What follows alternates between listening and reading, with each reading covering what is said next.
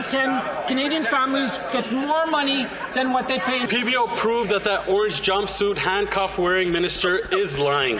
Canadian politicians have gone back to Ottawa, and with our first session here in the House, Chrystia Freeland gets absolutely annihilated.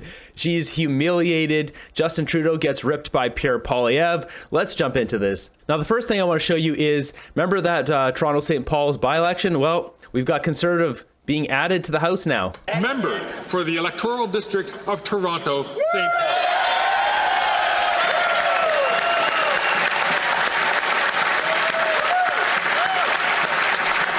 I like that. I believe this is Don Stewart. He's looking around and he's just taking it all in. It's a proud moment here.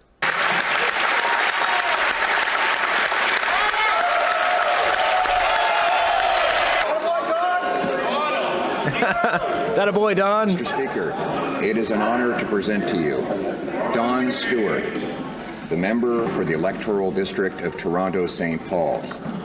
He has taken the oath, signed the roll, and now claims the right to take his seat.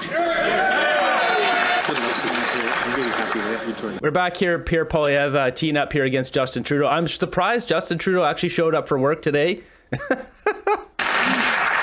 After 9 years of NDP Liberals, taxes up, costs up, crimes up, time's up.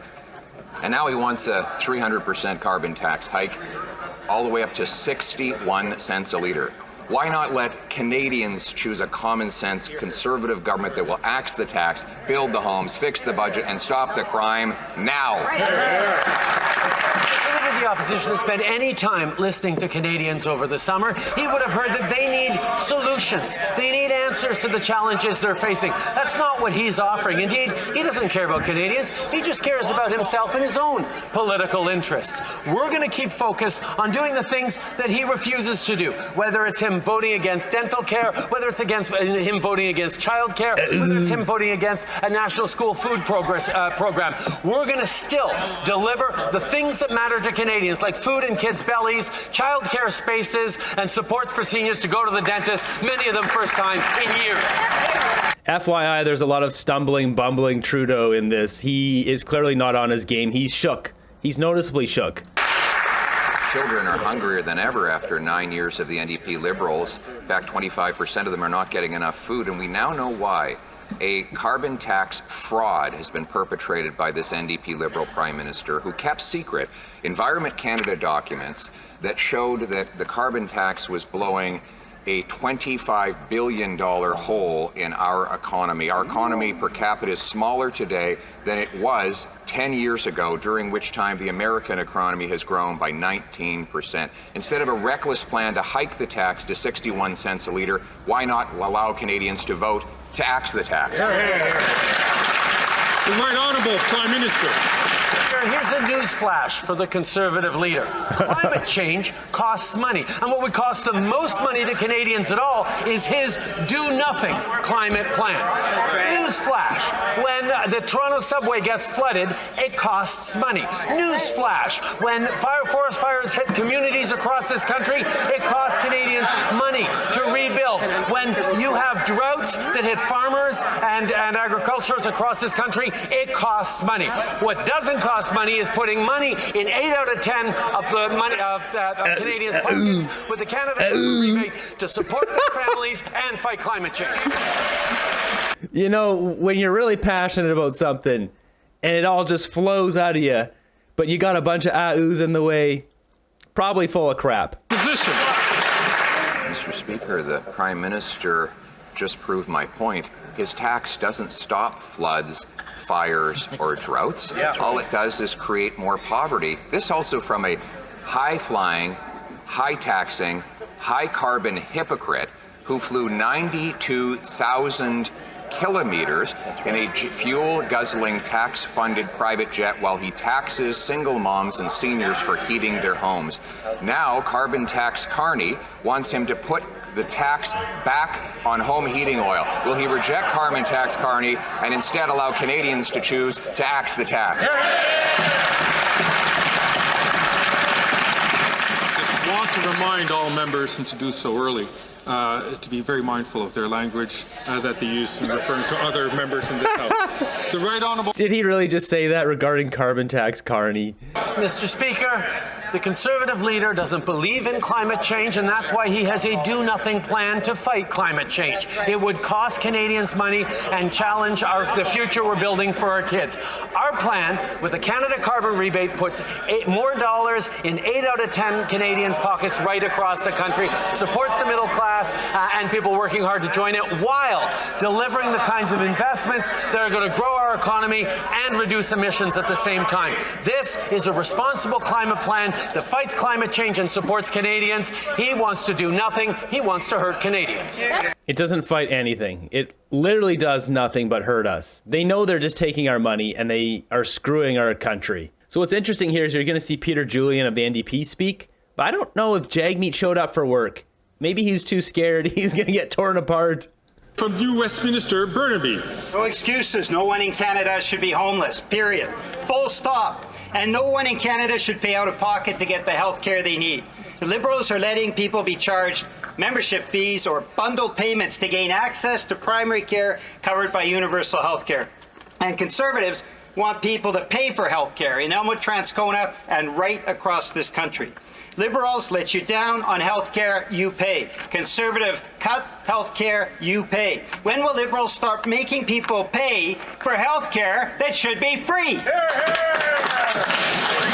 Mr. Speaker, as everyone in here knows, over the past couple of years, I've had lots of great conversations with the NDP, and I know they actually do care about Canadians and about delivering for them. Unfortunately, they have no idea how to do it, and as soon as hard things got hard, they turned tail and ran, Mr. Oh, please, Trudeau. This is the guy whose grandfather had like 30 gas stations, sold them for millions. His father was the prime minister of this country. He rode the coattails of his dad, the riches of his father and his grandfather. This silver spoon schmuck hasn't achieved anything in his life. He doesn't even know what it's like to fight for anything, to do anything, to achieve anything. He has the audacity of talking about turntailing and running. When speaking about this slimy weasel Jagmeet, they're both snakes in the same pit. Mr. Speaker, wanted to avoid the criticisms of the mean old Conservatives and tried to save themselves. Well, the reality, Mr. Speaker, is we know that hard things are hard. We're going to continue to deliver progressive solutions for Canadians because we're going to step up and fight for Canadians and not hide from the Conservatives.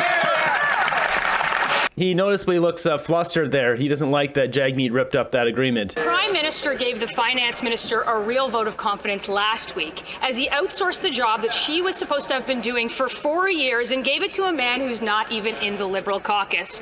First, the Prime Minister tried to fire her in the newspaper, and now she's being shoved aside for carbon tax Carney, a man focused on his own profits and his own corporate interests, who was brought in to serve as the de facto Finance Minister. She's lost her job responsibilities. She's lost her credibility. How long will the phantom Finance Minister endure this humiliation? Yikes. The Honourable Deputy Prime Minister and Minister of Finance. Mr. Speaker, I am not going anywhere.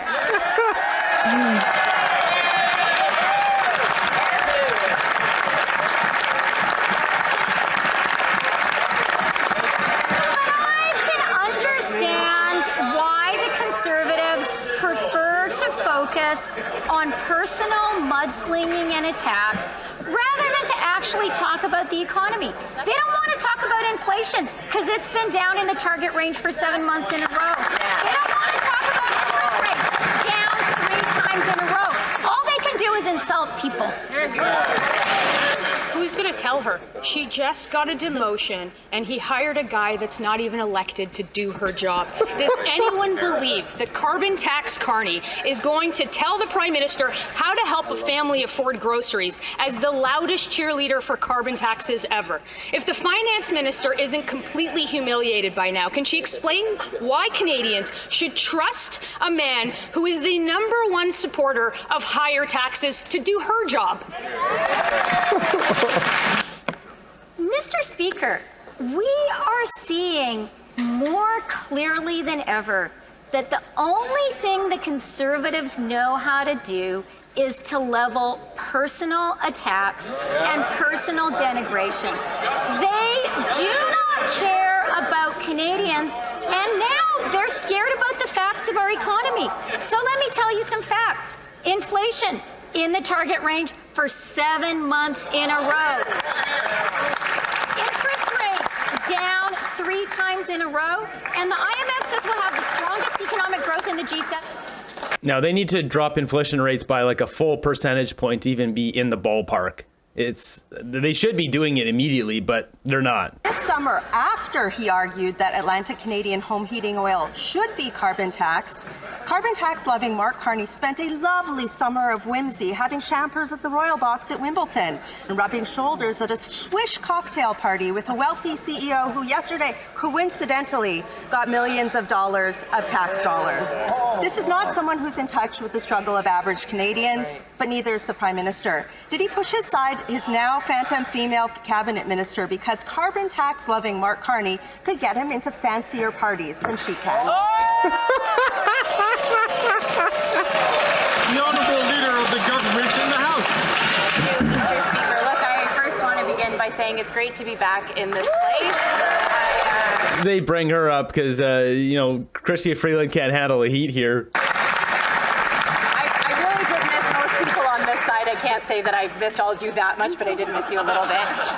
But what I do want to say is that it's just typical from the Conservatives that when they have an eminent Canadian, someone who has given so much to this country, who doesn't agree with their economic vision or their vision at all in Canada, they attack them. Mr. Speaker, we need to be better than this. We need to support Canadians and be grateful when they put forward for public service. Thank you, Mr. Speaker. Oh, please, that's rich.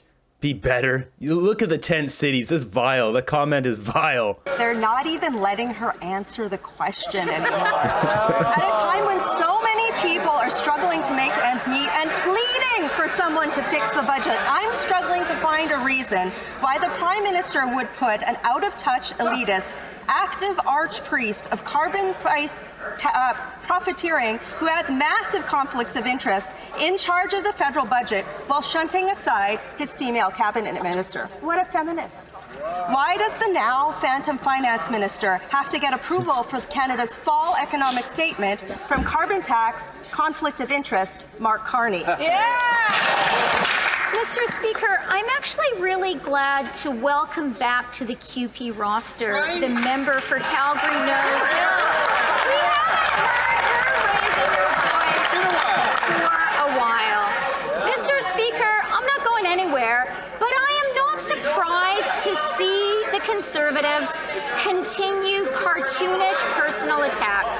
And that is because they are afraid to reveal to Canadians their plan for austerity and cuts, because they know that's not what Canadians want. When will they learn, we don't buy anything they say. We know they're liars. They just use the same lines over and over and over, and their polling numbers get worse and worse. Are they completely stupid? Mr. Speaker, we have 2 sources saying the view of some senior officials within the PMO, including Chief of Staff Katie Telford, that the phantom finance minister has been ineffective in selling the government's economic policies. So, it's curious because we have a fake feminist prime minister who says he's all for women. Taxes are up, costs are up, the economy's in the toilet, and this carbon tax Mark Carney is now going to quadruple the carbon tax on all home heating across Canada. So why is this phantom finance minister okay with being publicly humiliated by this fake feminist prime minister? Mr. Speaker, the only people being humiliated today are Conservative MPs who have to listen to their colleagues wallow in the mud of personal character assassination.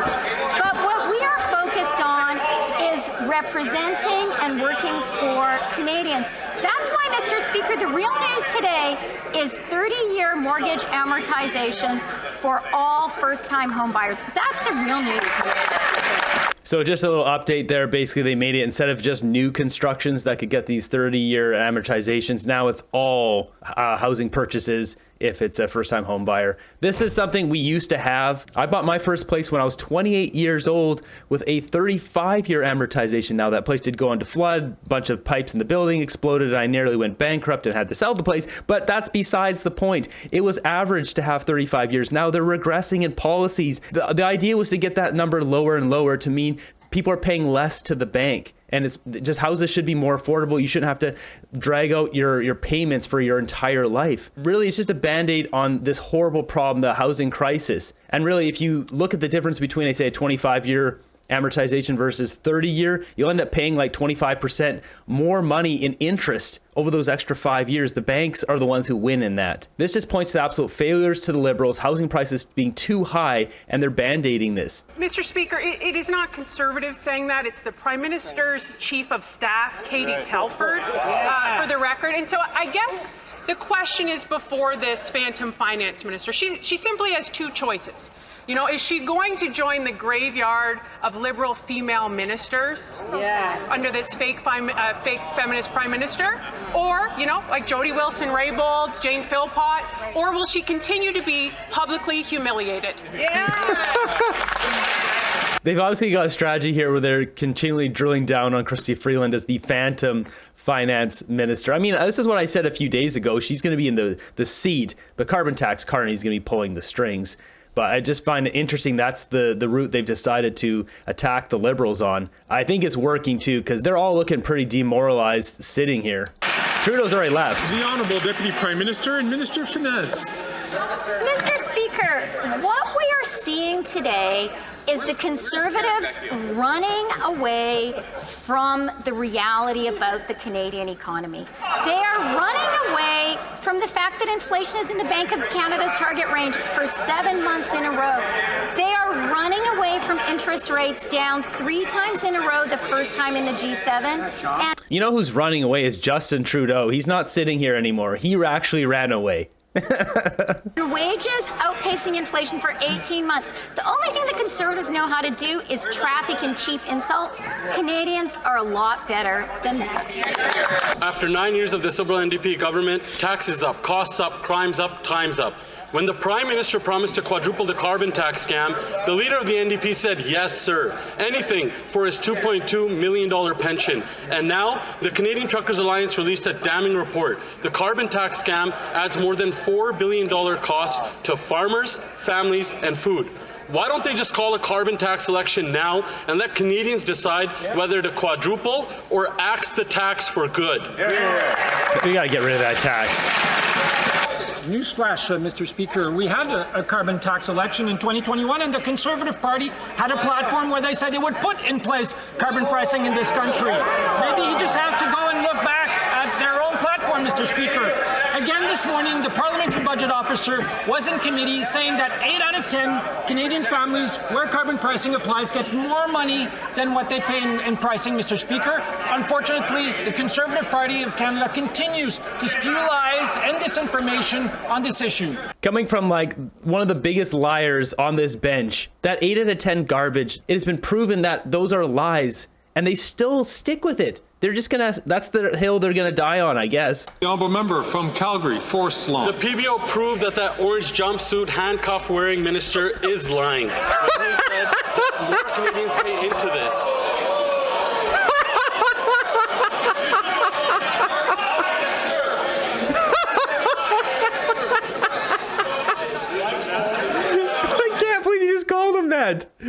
For anyone who's new here, so Stephen Guilbeault has been arrested multiple times for his environmental activism, climbing the CN Tower, climbing was a minister's house, the premier's house, something like that. He has a jumpsuit, orange jumpsuit, handcuff shots, going to jail. Wow. I know it's the first day back for members. We've all spent this time with our ridings. I'm going to ask the Honourable Member if he could rephrase this question because he knows that you can't. I'm going to ask him to.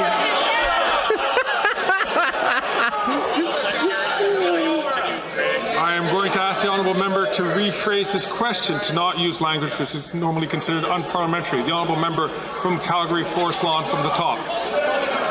What this orange jumpsuit wearing, handcuff loving minister doesn't understand is that the PBO proved Canadians pay more into this scam than what they get back. And it's done nothing to stop a single forest fire or flood. It's a scam and nothing else. And the leader of the NDP continues to prop this carbon tax scam up so he can get his $2.2 million pension. That's why he voted in favor of it 24 times.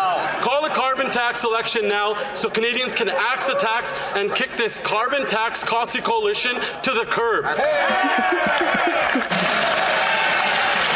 The Honourable Government House Leader. Thank you, Mr. Speaker. And Mr. Speaker, that kind of language from the member opposite is totally inappropriate. And quite frankly, Canadians deserve better. But it's what we've come to expect from the Conservative leader and his caucus, who would prefer. That's so rich. We deserve better. You guys have ruined this country. We deserve better. The Honourable Government Leader of the Government in the House, please, from the top.